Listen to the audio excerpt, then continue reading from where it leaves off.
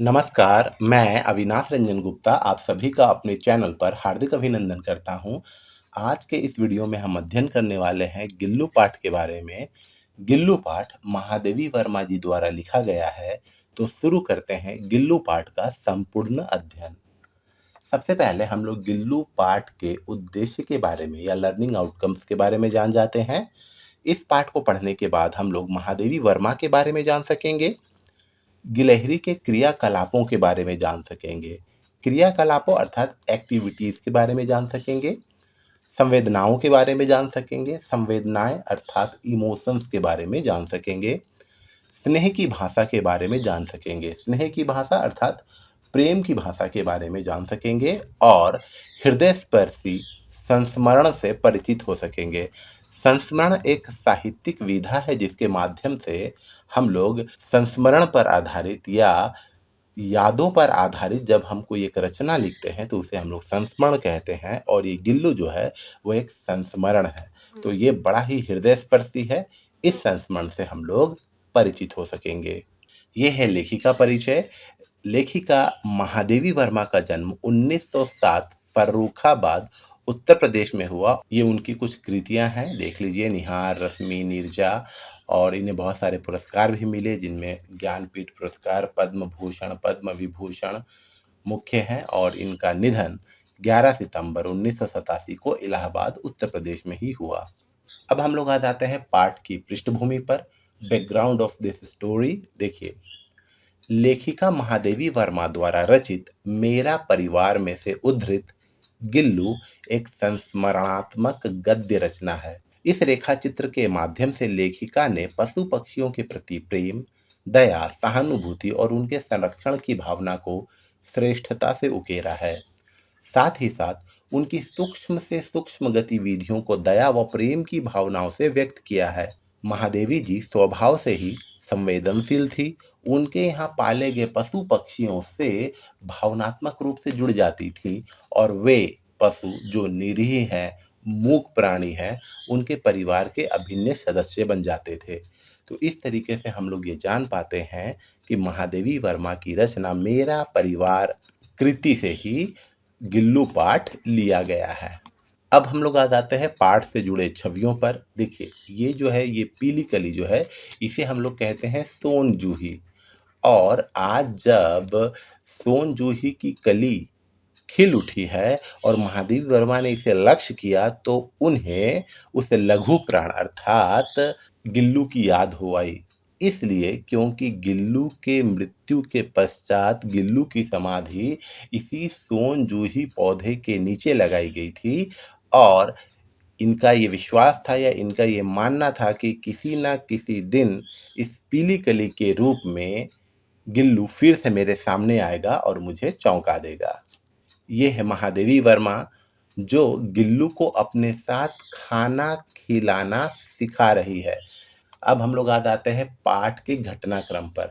अगर हम लोग गिल्लू की तरफ से पाठ के घटनाक्रम पर विचार करें तो सबसे पहले आता है कौवों की चोट से आहत गिलहरी के बच्चे का जीवन रक्षा के लिए गमले और दीवार के बीच छिपने का प्रयास करना, पेंसिलिन के मरहम और दूध की बूंदों से 3 दिन में स्वस्थ हुए गिल्लू का मित्रवत व्यवहार, झूले में झूलना, खिड़की से बाहर झांकना, लेखिका के पैरों तक आकर पर्दे पर चढ़ना, भूख लगने पर चिक चिक करना जैसी बाल सुलभ चेष्टाएं, लेखिका के कॉलेज से लौटने पर उनके पैरों से सिर तक और सिर से पैर तक दौड़ लगाना, खिड़की की खुली जाली के रास्ते से बाहर जाना, गिलहरियों के झुंड का नेता बनकर हर डाल पर उछलना, अस्वस्थ लेखिका के लिए परिचारिका की भूमिका निभाना, परिचारिका अर्थात नर्स, अंतिम समय में लेखिका की उंगलियों का सहारा लेकर जीवन लीला की समाप्ति।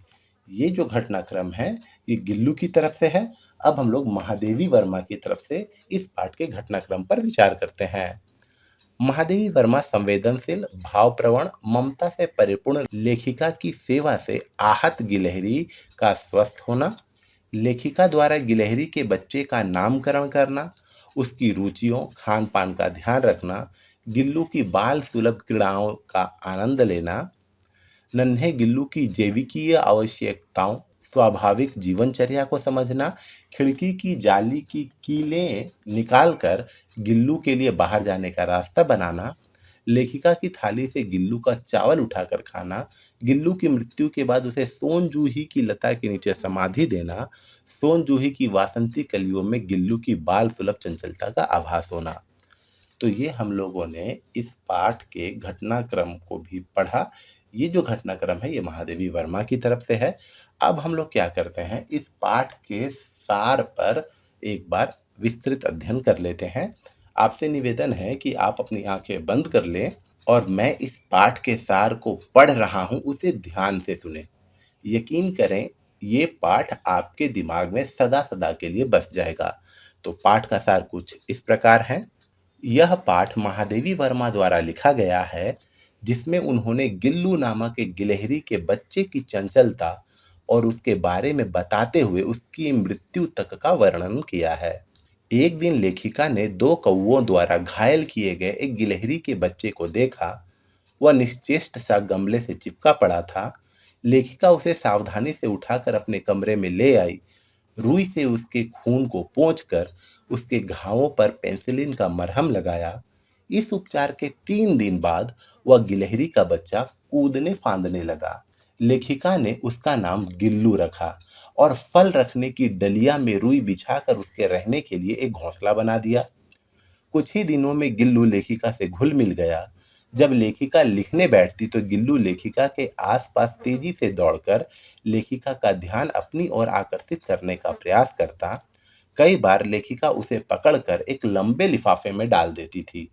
इस स्थिति में उसके सिर और आगे के दो पंजे के अलावा सारा शरीर लिफाफे में रहता।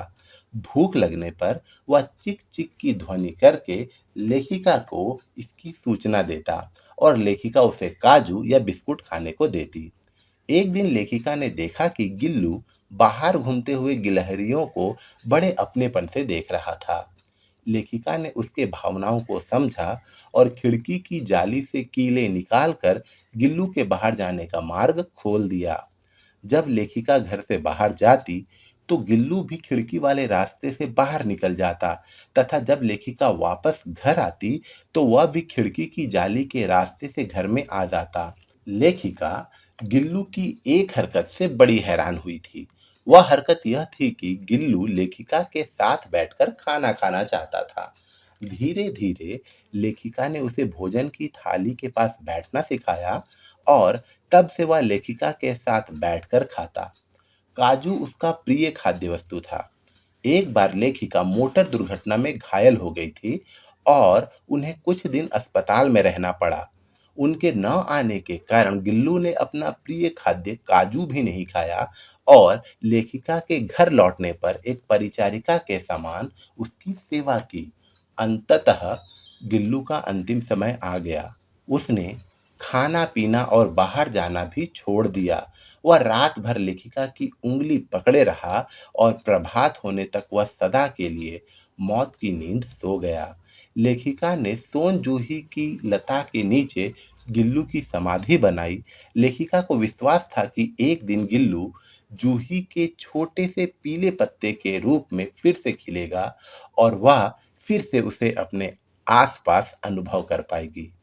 तो ये था इस पाठ का संक्षिप्त सार और मेरा मानना है कि आपको ये सार बहुत अच्छे से समझ में आया होगा।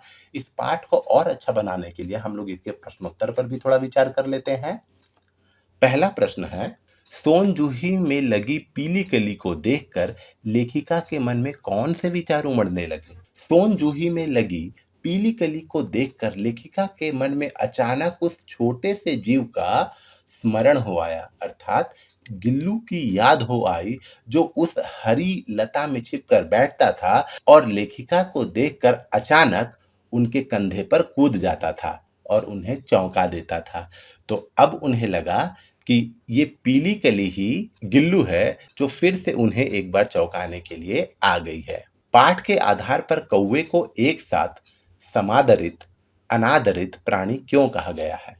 देखिए, हम लोगों ने पाठ के आरंभ में ही देखा था कि कौवे उस गिलहरी के बच्चे में अपना सुलभ आहार खोज रहे थे और अपनी चोंचों से उसे घायल कर दिए थे और इसी को आधार बनाकर महादेवी वर्मा ने लिखा है कि कौवा जो है वो समादरित है और अनादरित है। ऐसा इसलिए कहा गया है क्योंकि पितृपक्ष के समय हम कौवे को अपने पूर्वजों का अवतार मानते हैं और उन दिनों विधिवत अन्न ग्रहण कराते हैं और यह अपनी कर्कश वाणी द्वारा हमारे घर पर अतिथि के आने का संदेश भी देता है। इस तरीके से हम एक तरफ तो कौवे को आदर देते हैं, लेकिन ठीक इसके विपरीत उसके प्रति घृणा भाव भी हम व्यक्त करते हैं, क्योंकि उसकी वाणी कर्कश है और उसमें मांसाहारी तथा स्वार्थी होने की प्रवृत्ति है, इसलिए हम लोग उसकी उतनी इज्जत नहीं करते। गिलहरी के घायल बच्चे का उपचार किस प्रकार किया गया? देखिए, गिलहरी के घायल बच्चे का उपचार करने के लिए सबसे पहले तो रुई से उसके जख्मों के खून को पोंछा गया, उस पर पेनिसिलिन का मरहम लगाया गया, रुई की बत्ती बनाकर दूध की बूंदें उसके मुंह में टपकाई गई और इस तरीके 3 दिन के उपचार के बाद वो कूदने फांदने लगा। लेखिका का ध्यान आकर्षित करने के लिए गिल्लू क्या करता था? लेखिका का ध्यान आकर्षित करने के लिए गिल्लू नए-नए क्रियाकलाप करता था, न्यू-न्यू एक्टिविटीज करता था। वह कभी उनके पैरों तक आकर अचानक पर्दे पर चढ़ जाता था और फिर तेजी से उतरता था और इस तरीके का क्रियाकलाप वह तब तक करता रहता था जब तक महादेवी वर्मा अर्थात लेखिका उसे पकड़ने के लिए ना उठे। गिल्लू को मुक्त करने की आवश्यकता क्यों समझी गई और उसके लिए लेखिका ने क्या उपाय किया? देखिए, जब गिल्लू के जीवन का प्रथम बसंत आया, तब उसी की प्रजाति की बाकी गिलहरियां खिड़की के पास जाली में चिक-चिक कर गिल्लू से कुछ कह जाती थी। गिल्लू भी जाली के पास बैठकर बाकी गिलहरियों को खेलता हुआ देखता रहता था। महादेवी वर्मा ने ये समझा कि इसे अब हमें आज़ाद करना चाहिए, इसलिए उन्होंने खिड़की में जो जाली लगी थी उसकी कीलें निकालकर गिल्लू के लिए बाहर जाने का रास्ता खोल दिया। गिल्लू किन अर्थों में परिचारिका की भूमिका निभा रहा था? देखिए, जब लेखिका मोटर दुर्घटना में घायल हो गई थी और कुछ दिन अस्पताल में रही थी, तो गिल्लू काफ़ी दुखी था। इस दौरान उसने अपना प्रिय खाद्य वस्तु काजू भी नहीं खाया था। अस्पताल से लौटने के बाद जब लेखिका अस्वस्थता के कारण आराम करती थी, तो गिल्लू उनके सिरहाने बैठकर अपने छोटे-छोटे पंजों से उनके सिर और बालों को धीरे-धीरे एक परिचारिका के समान, एक नर्स के समान सहलाया करता था। वह वास्तव में अस्वस्थ लेखिका के प्रति अपना प्रेम भाव और सहानुभूति का प्रदर्शन किया करता था। इसलिए लेखिका को गिल्लू द्वारा की गई सेवा एक सच्ची परिचारिका की सेवा के समान लगता है। गिल्लू की किन चेष्टाओं से यह आभास मिलने लगा था कि अब उसका अंत समय समीप है। गिलहरियों का जीवन काल 2 वर्षों से अधिक का नहीं होता है। इसलिए गिल्लू के जीवन का अंत होना भी स्वाभाविक था। गिल्लू ने उस दिन खाना-पीना कुछ नहीं खाया। वह ना ही बाहर गया और ना ही कूद-फांद की। रात में वह अपने झूले से उतरकर लेखिका के बिस्तर पर आ गया। उसने अपने ठंडे पंजों से लेखिका के हाथ की उँगलियां पकड़ ली और वह वैसे ही चिपक गया जैसे बचपन की मरणासन दशा में लेखिका की उँगली पकड़ी थी। उसका शरीर ठंडा हो चुका था, फिर भी लेखिका ने उसे बचाने के लिए हीटर जलाया, पर सुबह पहली किरण के स्पर्श के साथ उसकी जीवन लीला का समापन हो गया। प्रभात की प्रथम किरण के स्पर्श के साथ ही वह किसी और जीवन में जागने के लिए सो गया। का आशय स्पष्ट कीजिए। देखिए, हिंदू मान्यता के अनुसार ऐसा माना जाता है कि आत्मा जो है वो अजर है, अमर है, अविनाशी है। केवल शरीर जो है वो खराब होता है या शरीर का अंत है, आत्मा का अंत नहीं है।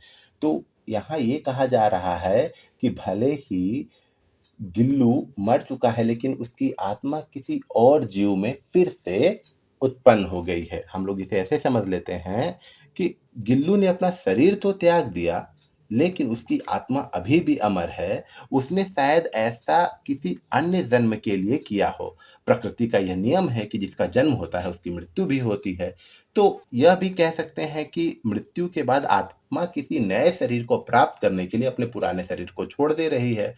गिल्लू की आत्मा ने भी अपना शरीर त्याग दिया है और वह इसी संसार में नए रूप में आने के लिए प्रस्तुत हो चुका है। सोन जूही की लता के नीचे बनी गिल्लू की समाधि से लेखिका के मन में किस विश्वास का जन्म होता है? ये हम लोगों ने पहले भी डिस्कस किया था। सोन जूही की लता के नीचे पहले गिल्लू छिप जाया करता था और जब लेखिका वहां से गुजरती थी तो अचानक उनके कंधे पर कूदकर उन्हें चौंका दिया करता था। जब गिल्लू की मृत्यु हो गई तो उसकी समाधि उसी सोन जूही लता के नीचे बनाई गई।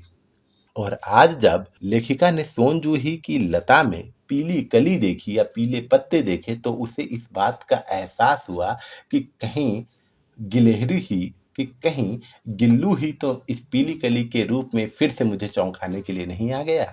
तो इस तरीके से हम लोगों ने गिल्लू के प्रश्नोत्तर पर भी चर्चा की। उम्मीद करता हूँ आपको ये वीडियो ज़रूर अच्छा और इन्फॉर्मेटिव लगा होगा। हम पुनः मिलेंगे किसी अगले वीडियो में, तब तक के लिए धन्यवाद।